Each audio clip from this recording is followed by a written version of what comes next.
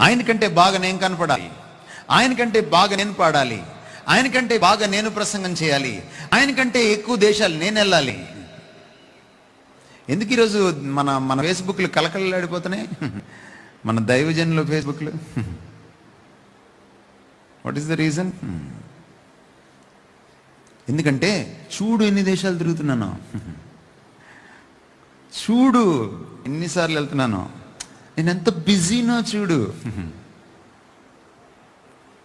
Facebook చూసేవాళ్ళు నిజంగా ప్రార్థన చేస్తారా బ్రదర్? మీ ఐటినరీ చూసి ప్రార్థన చేస్తారా? చేయరు. మినిస్ట్రీ అంటే కాంపిటెన్స్ కాదు, పోటీత్వం కాదు. ప్రభు ఏ పరిచర్య ఇచ్చాడో ఆ పరిచర్యలో అణిగి మణిగి ఒదిగి దాన్ని చేయడం.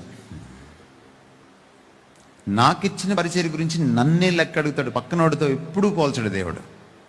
Let me tell you today one thing.